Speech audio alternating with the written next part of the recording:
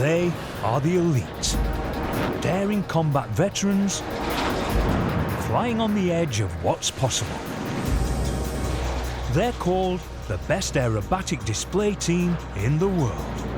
On reflection, what we're doing is extraordinary, but it just feels absolutely normal now. For the first time, they've allowed cameras to follow them for an entire year. As a new leader takes charge in one of the most challenging periods in the squadron's history. It's a year of triumphs, of tragedy. On Tuesday, one of the squadron's aircraft crashed at RAF Valley. And of courage. We have to move on, and the best way to do that is to get on with our jobs. But ultimately, it's a year of breathtaking, awe-inspiring flying. These are the Red Arrows.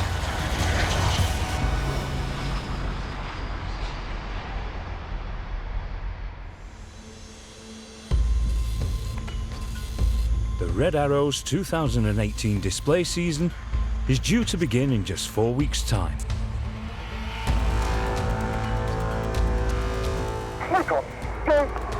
They've deployed to Greece on exercise Springhawk, their annual overseas training.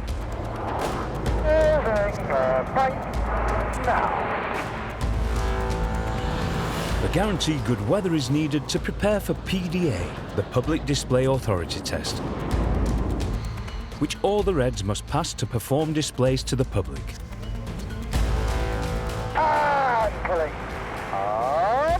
But in the next week, they must also test and recruit 2 new pilots for their 2019 team. The pace is relentless. Following the recent accident when engineer John Bayliss was tragically killed, the pressure is on for team leader Martin Pert. I think objectively we're about 6 weeks to almost 2 months behind schedule. It's entirely possible that we won't be ready for PDA. If we don't make PDA whilst we're out on Springhawk in Greece, the likelihood is we would have to cancel some of the displays at the beginning of the season. Despite replacement pilot Mike Ling joining only 3 weeks ago, they've managed to fly their first full practice display. 2, 1, hack. Minute 40, welcome gents. We're going to Fitties Bravo, so our first move of sight out over the sea there. But today, they face the far greater challenge of practicing over the sea. This way, obviously ramping down over this peak here. Main hazards really, we've obviously got birds here, that's definitely a hazard of this sort of flat ground just sort of rolling into the sea there. And then definition, probably a bit more. Up to now I've had the luxury of practicing over an airfield where we have this big long runway that just orientates me as soon as I look at it.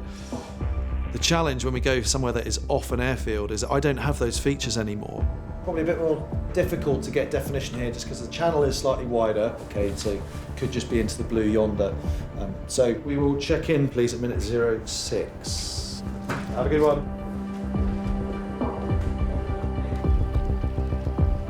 Team safety supervisor Adam Collins has headed to the display site.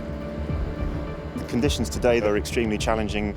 It's quite hazy, the sea is extremely calm, so it's almost mirror-like, and the sky and the sea are almost the same colour. So certainly for synchro doing the dynamic diving manoeuvres, it's going to be a challenging day. The synchro pair are the 2 pilots who execute dynamic head-to-head manoeuvres at just 100 feet. A glassy sea makes judging their position and height very difficult.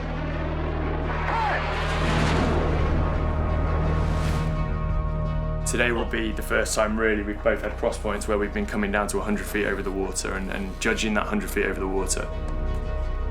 It's Toby Keely's first year as a synchro pilot. I've just about grasped the basic manoeuvres down to display heights, and now having to do that over a sea and the coastline definitely adds another huge element and step up.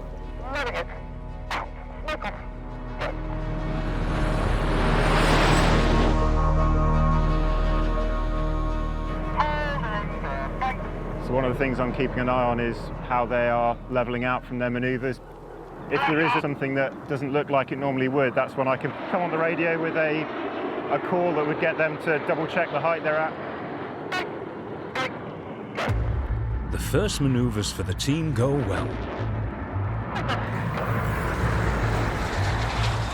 But now, the synchro pair split off to perform their ultra-low-level routine.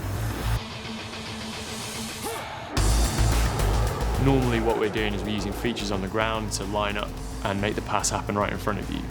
When we fly over the sea, obviously those features are taken away.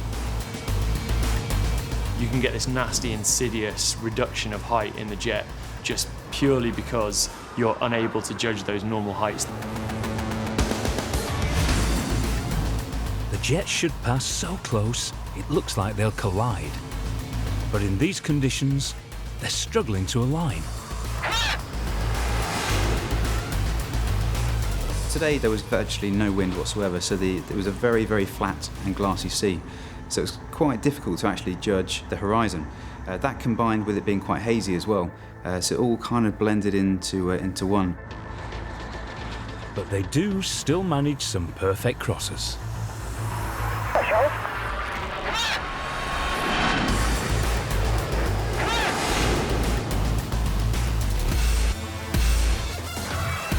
Displaying over water also makes life tough for the other pilots, particularly in their most difficult move, rollbacks.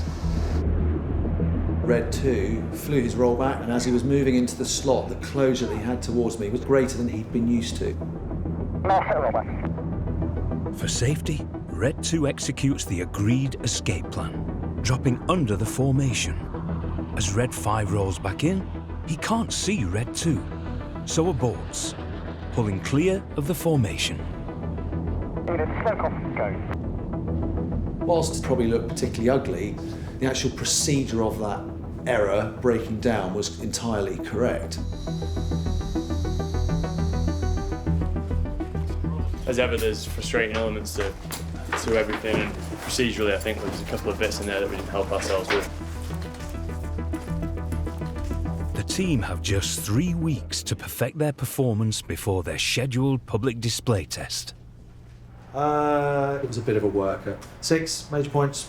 I think it's... If they're not ready, shows will have to be cancelled.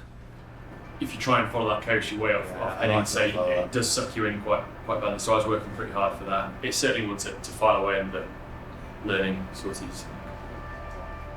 Copied all. All right. And they've got another ball to juggle, because 8 more top RAF fighter pilots have just arrived in Greece. Over the next 7 days, they'll undergo an intense selection. Very excited to be here. This is the 3rd time that I've applied, but the 1st time that I've got on the shortlist, so if I'm not selected, I'll be absolutely gutted.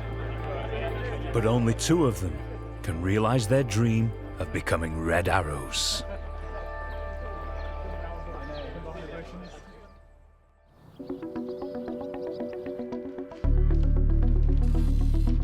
Eight crack RAF fighter pilots have arrived in Greece, hoping to be selected to join the Red Arrows. They've been shortlisted from 31 applicants. Over 7 intense days, their personalities will be continually assessed by the current team. They'll face flying tests and interviews. Only 2 will be selected. Okay, I'm just going to put my hand in the back of the helmet. If you lean in for me, just lifting off the brow. First, candidates have to get kitted out. Oh, really? Violated all night. These pilots don't have the correct equipment to fly the Red's Hawk jets because, back in the UK, they fly a very different aircraft. The state-of-the-art Typhoon fighter. The big one, I think, for me is going to be the flying test. So Hawk handles very differently to Typhoon. Thank you, mate. It's fine. And some have tried unsuccessfully for selection before. So this is the 2nd time I'm going out to the shortlist. In some ways that's going to help, and in some ways it's going to be harder in the fact that I know what the pressures are and how I'm going to feel at the end of the week. I applied last year for the first time. I got shortlisted, and that was a bit of a baptism of fire.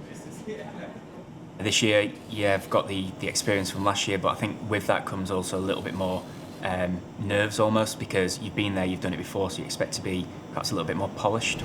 Ready to go, right. Let's do this. Morning. Alongside the selection process, the Reds still have to prepare for their PDA test. So the candidates will fly backseat during every practice display. And at the end of each sortie, one will undergo their flying test. It's the battle reference. We're looking to get the wingtip that you can see. You stay there. Wingtip. Red 8, Matt Masters, will be their examiner. On that position, and that helps with your depth as well. So don't use the wing for depth. They'll be in the back seat of my jet. We'll do a full display, and then once that's complete, myself and the team leader will separate, and we'll go off and begin the flying test. For the rear, you've got this magic red A. So we'll do 2 loops, and we'll do 2 rolls. The first thing I'm really looking for is we want them to be nice and accurately on those references. If you go too far this way, it becomes an A with a point. So it's station keeping, it's smoothness, but also we want to see a learning curve. So we want to see an improvement as the test progresses. See where my head height is? On that spot there. Let's go with that. Cool, is that everyone? Done. On this sortie, it'll be Andy Cornthwaite who faces his flying test. Corny currently flies the Hawk as an instructor. It's the first time he's made it onto the shortlist. I got told that I was on the shortlist a month ago, so throughout the last 4 weeks I've been reading up about it so much, so to finally arrive here and get stuck in has just been mind-blowing. If I'm not selected, I'll be incredibly disappointed.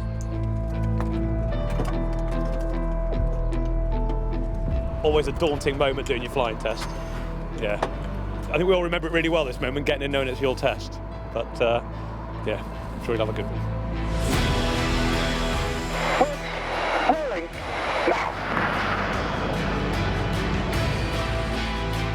During the display practice, Corny gets to see the standard of flying he's aspiring to.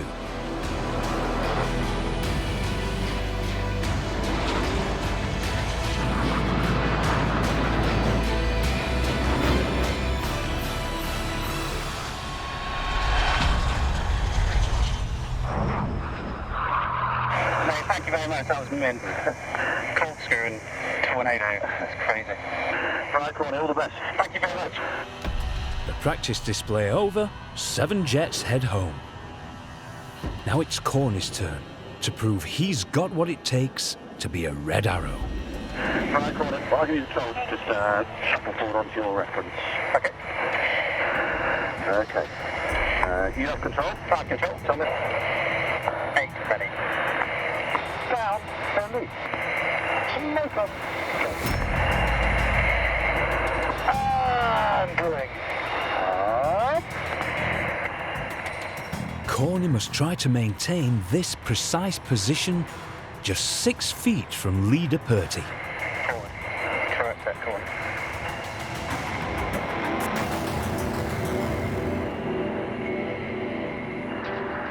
Don't get deep.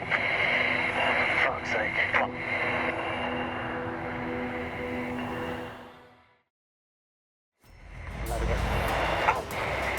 It's not perfect, but the loop goes well. Next, the far more difficult barrel roll. Ready when you are. 8. 8 ready. It's going to roll. 8. Up. Roll. Don't go wide, Paul.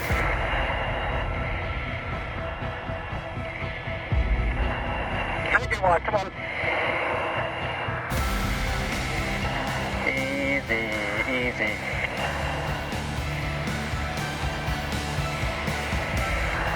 Forward, back, down. All right.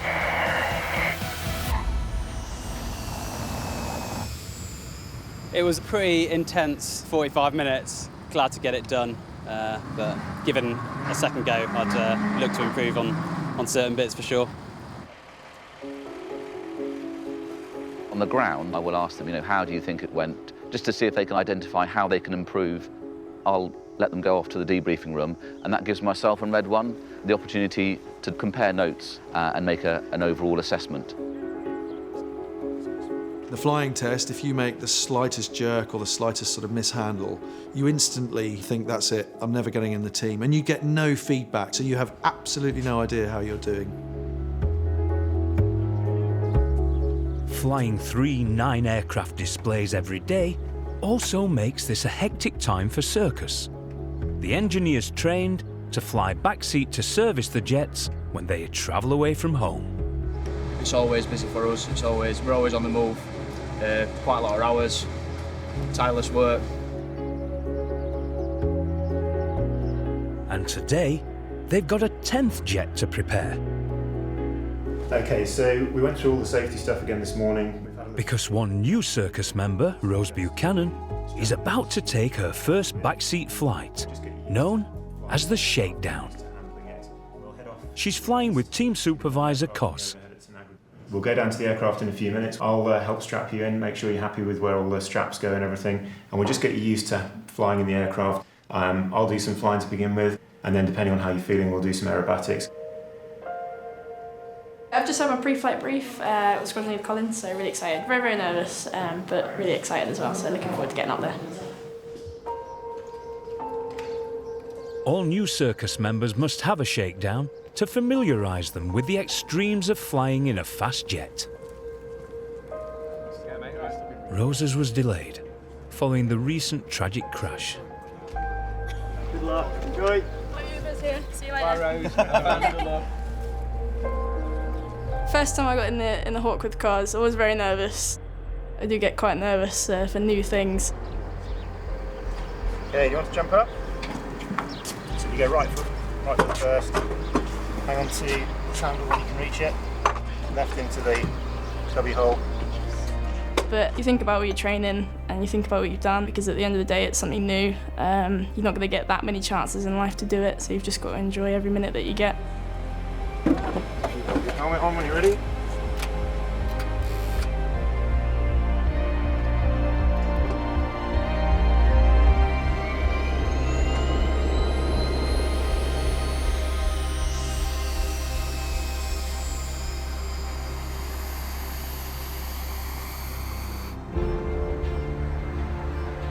Once we lifted off the ground, it was kind of like this really surreal feeling that I'm actually flying in a Red Arrow. This is a bit nuts. 22 years old, and I'm flying in the back of a Red Arrow in Greece. It's not really something you ever think you're ever going to do. Pulling the G is a bit weird, but I guess your body gets used to it, and it was really exciting. Under Cos's close watch, Rose is allowed a go on the control stick in the back, flying the Hawk herself.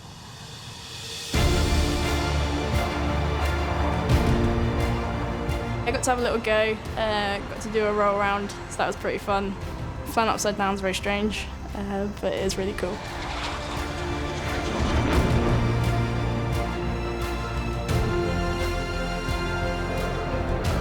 Massive relief when I landed, so it was really fun and just really grateful that I got that chance.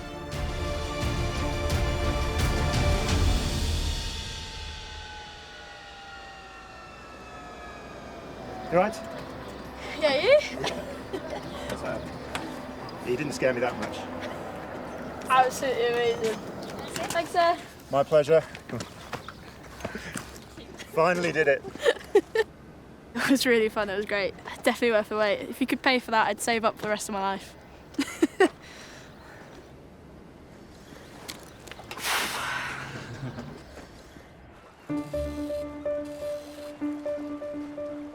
It's the second day of shortlist week. Today, the candidates face the dreaded formal interview. It's just too much waiting. The last time I had an interview was about 12 years ago when I joined the Royal Air Force, so perhaps a little bit out of interview practice. I do get tongue-tied and I'm not particularly articulate. His training for PDA over for the day, team leader Martin Pert sits on the interview board, with Andrew Keith, the big boss of the Red Arrows, and Finn Monaghan, the commandant of the Central Flying School.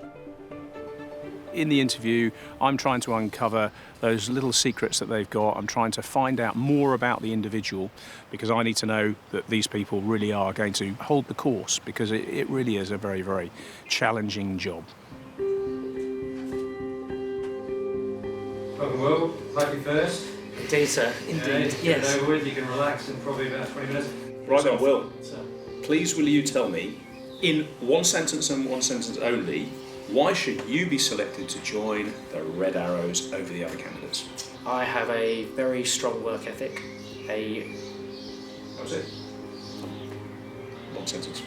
I was using a comma. Just thinking through some key phrases that I want to get in there and just trying to minimise the sweat that's pouring out of my palms. I'm the man for the job, comma. I am determined, I'm tenacious, reliable, dynamic, presentable. I'm a solid choice. As pilots in the Air Force, we do lots of briefings, we stand up in front of people all the time, we are put on the spot, but there's something very, very different about a formal interview and one for a job that you just want so badly. As jet pilots, we're used to being very good very quickly at something, and so being in the Red Arrows, I want to do it so much because it is difficult. That is the challenge. So, Simo, what are your personal motivations for wanting to join the Royal Air Force Aerobatic team, the Red Arrows? For me, it goes back a long time. When I was that 8-year-old boy, I used to go to air shows with my family, watch the Reds. I looked up and I thought, well, I'm going to give that a go. My dad wanted me to go into finance and that kind of stuff, and I always pushed back, and I'm now sitting in front of you today. That first display, as you hear that and pulling up, cool, must be absolutely incredible. And then being able to engage with the public would be a huge honour. Thanks very much. Thank you very much. Thank you very much. Thank you. Thank you, Colin. Thank you. For the first interview I've done in probably 16 years, I didn't feel it was too bad. Heck of a day. Really glad that it's over and time to get a beer. Next, the candidates go head-to-head with the Red Arrows. Last man standing as far as I'm concerned. And Red 6 is forced to make an emergency landing. I did a low-speed handling check. I just saw a bit of a flash of some sort of brown, black bird. It just hit and made a bit of a thud on the canopy.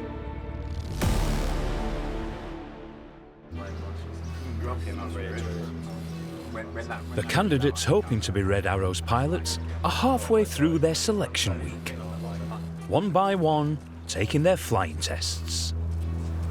Look forward to this. Nervous.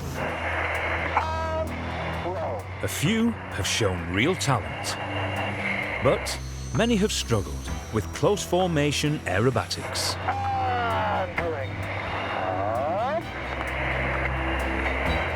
A couple of slightly bigger mistakes in there, but yeah, I think you just got to pinch yourself. I'll just try it out for the Reds, really. Flying formation in a Red Arrow, that's something that you've got to be looking forward to do.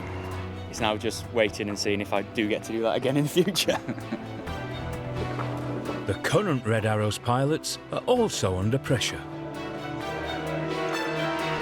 We were on crowd for the Typhoon roll just the prior to... Their big test, the Public Display Authority, is due in just 2 weeks. And that coming left in Tornado, just because I needed to get on with it, I called the coming left probably while you were sort of hanging back. Behind schedule following the accident, they're training flat out to avoid having to delay PDA and cancel shows. It's really intense because the temperature out in Greece at the moment is in the 30s. We're wearing these big heavy suits, and between the end of the debrief and the start of the next brief, we've got about 30 to 40 minutes to eat some lunch, drink, cool down.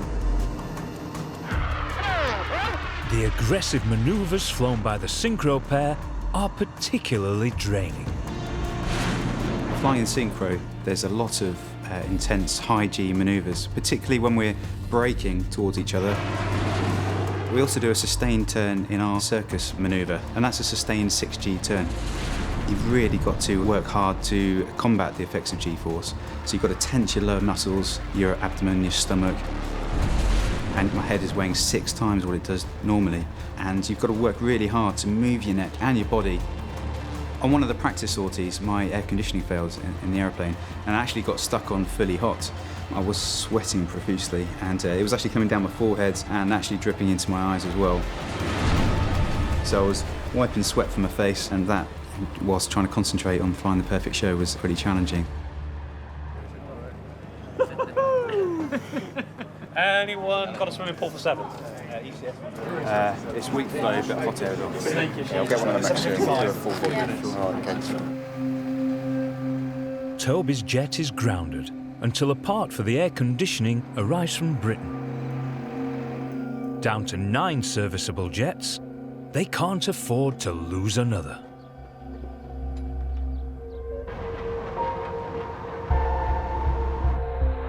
Then, in the middle of a display practice, Cy Taylor suffers a bird strike. He breaks off and lands back at base.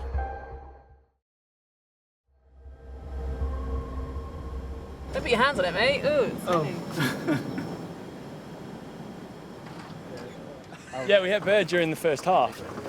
You can probably see on the canopy there, it just hit. So as we were in the back of Phoenix, we were right underneath Two's jet, and I just saw a bit of a flash of some sort of brown, black bird, and it just hit and made a bit of a thud on the canopy. And obviously there's a bit of a wall from the front and the back seat. I hit one last year just on the way into Newcastle, which glanced off the side of the engine intake. Obviously if that then goes in the engine intake, then that's bad. Luckily this time, Cy's jet is undamaged. This thing is brutal, you know. It's built to last, the T1, so it tends to, you know, touch wood. It always comes out better of the collision.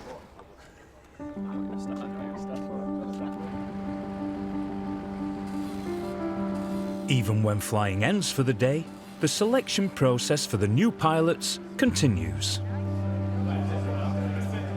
For me as the leader, I think it's crucially important that we try and get to know them, because we've got to work with them for, well, 11 months of the year. We are in each other's pockets, intensively flying, trusting each other and living on the road. So it's really important to get to know those guys.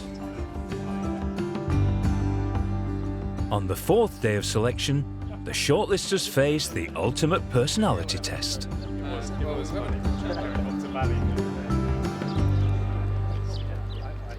This week's my job is to come up with an entertainment programme in the evenings. The casting's a traditional part of the short this week, and even if people won't admit it, everyone's got a competitive streak in them, so you may see some fairly aggressive driving out there.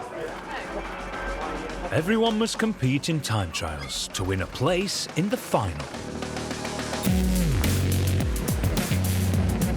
They do get quite competitive. That's going to happen when you get a load of fast jet pilots into some go-karts. So yeah, so I just kind of push on through after they've all had their little crash.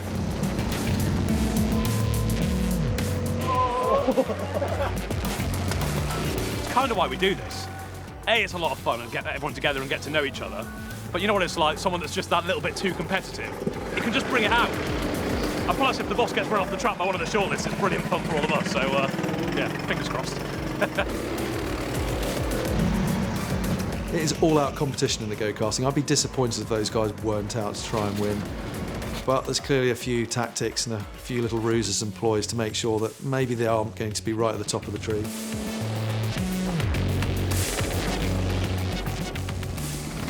With the heats over, it's not looking good for the Red Arrows. Shortlist are currently top 3 and I'm number 4, so yeah, we might have to change our tactics a little bit. Is it a good idea to be beating Red What? I might just allow him to overtake right at the finish line in the final race. And then these. But somehow the Reds' fortunes are magically transformed. Yeah, perfect. Thank you. 5 wins. Thank you. The Reds are in pole position now. Yeah, it's funny that. Yeah. Whether it's a shortlist letting us win or we're actually best in the shortlist, we'll find out in a minute. It's just about to start the grand final. Yeah, there was obviously a bit of hustling going on in the go-kart, and you don't want to start off showing your true talents early on, lull them into a full sense of security, and then come through winning at the very end.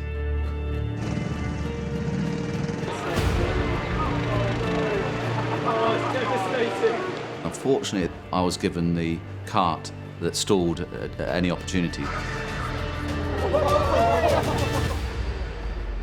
Yeah, no doubt I would have won, but unfortunately in this instance my tools let me down.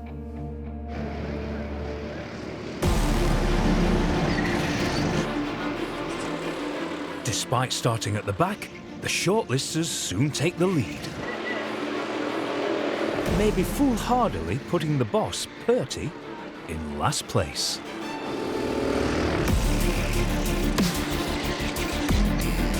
Fighting back, Purty spins off.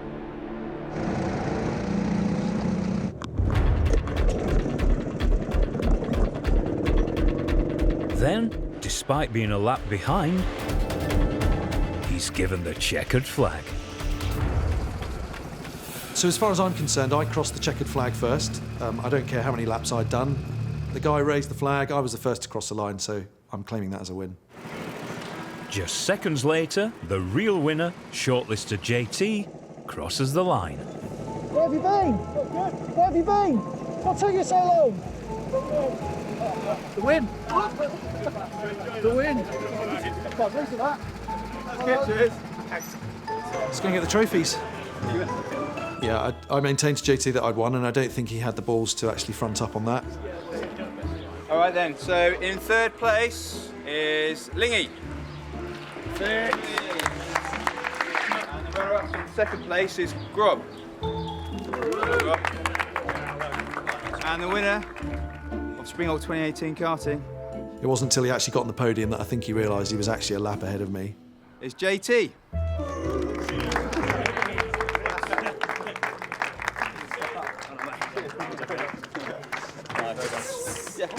Well done.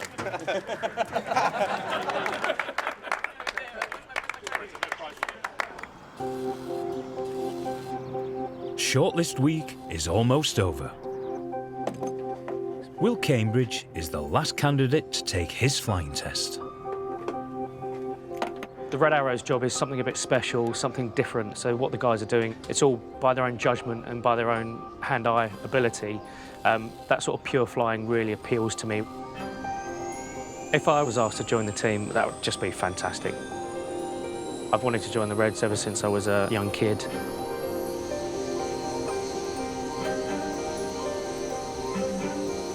As they're about to taxi, there's a problem. Box 7. Delaying start, receipt has just dropped in. That's copied with me.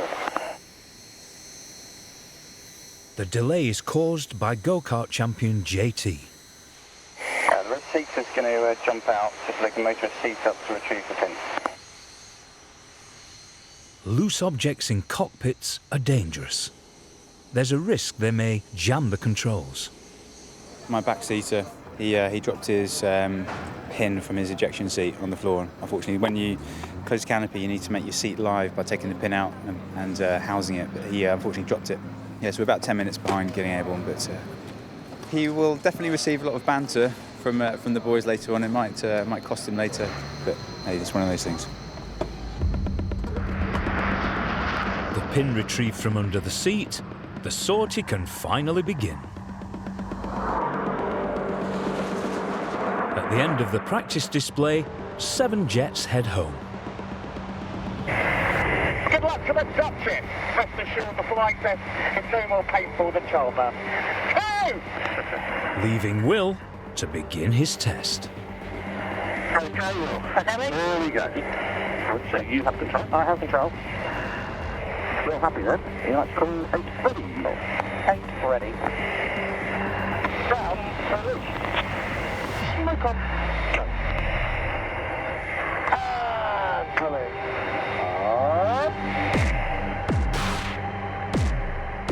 Almost immediately, Will drops far out of position. But he manages to recover.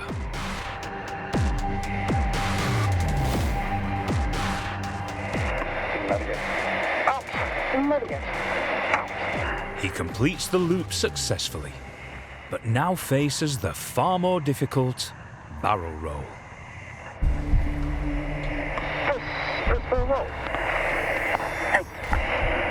Easy. Up.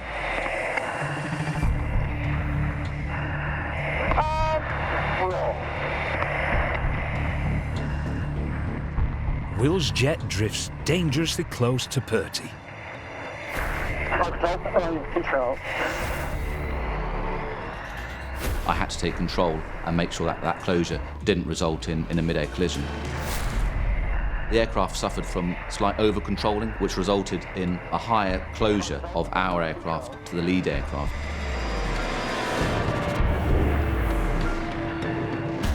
I took control and we safely moved back out onto the correct reference, and then I handed control back to Will.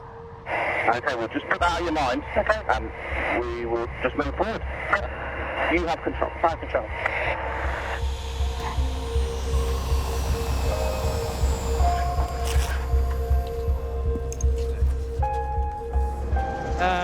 Handle's quite different to the Typhoon, and it's tricky manoeuvres, but no, it's fine. Glad it's over and a nice weekend to enjoy now. It does happen. For example, in my first shortlist, the control was taken away from me, and here I am now. I'm flying in the Red Arrows, and I'm in the third year of the team, so it isn't the end of the world, and the biggest thing is just to learn from it on the next flying test if you're lucky enough to be on another shortlist. If they're ready in time, the crucial PDA is scheduled just days away. But before then, the Red Arrows have another important commitment to carry out: a royal flypast.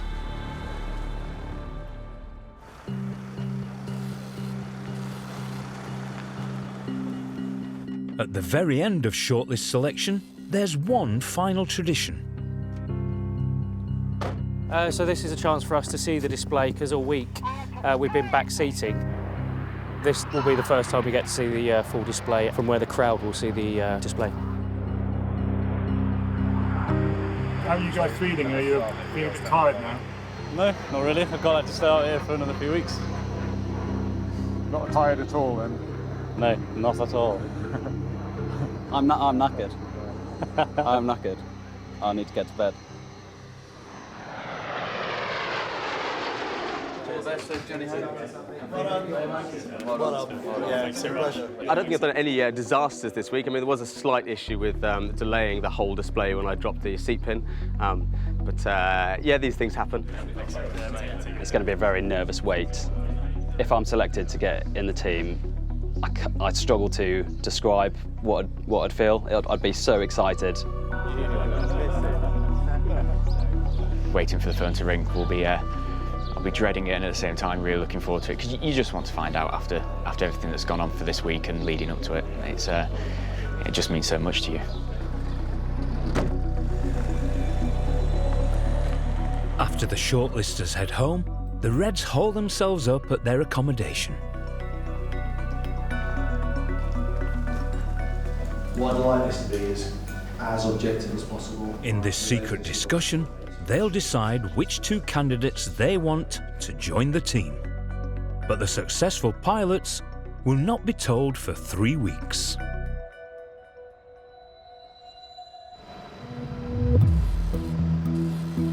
The all-important public display test is due in only 1 week.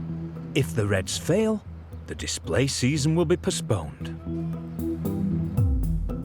But today, they've been given special dispensation to make one public appearance: an official flypast.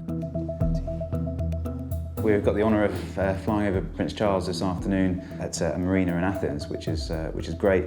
It's also the first huge sort of event this year. It's been keeping me busy the last couple of days because I've been busy planning it.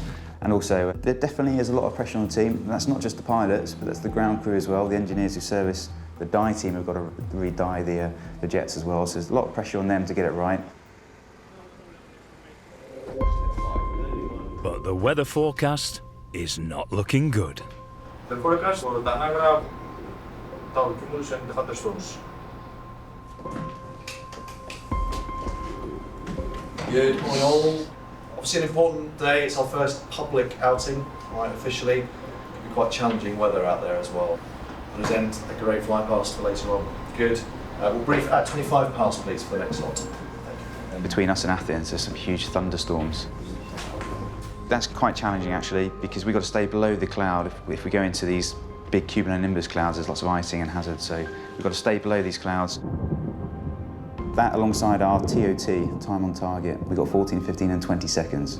So we've got to be bang on that time this afternoon over His Royal Highness Prince Charles. 30 miles away in Athens, Prince Charles has arrived for the flypast that will mark his royal tour of Greece.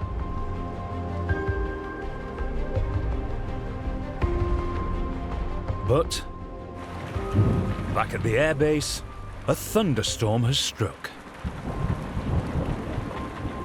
Lo and behold, the weather was absolutely shocking that day. We had huge thunderstorms all around the area, within about 10 kilometres of the airfield.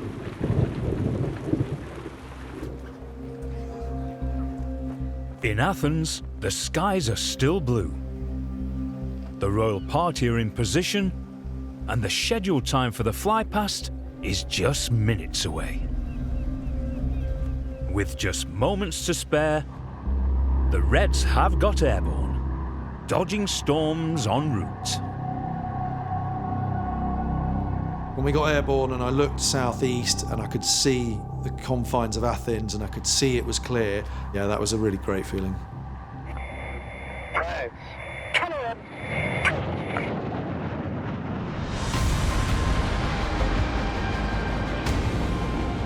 Nice one. Well done, everyone. Well done, number 7. Excellent. We pulled out the bag. The skies over Athens were blue, wide open, and the white and blue smoke went down a storm. It was a great test of the whole team because in those 3 short weeks from not even having flown a full display, I'm very confident now we are at a standard where I think we can go for our public display authority. There's no doubting the talent of Lingy coming back into the Red 3 slot and his wealth of experience. But also I think the rest of the guys are just totally focused because they know what a challenge it is this year, of any year, to get to PDA status.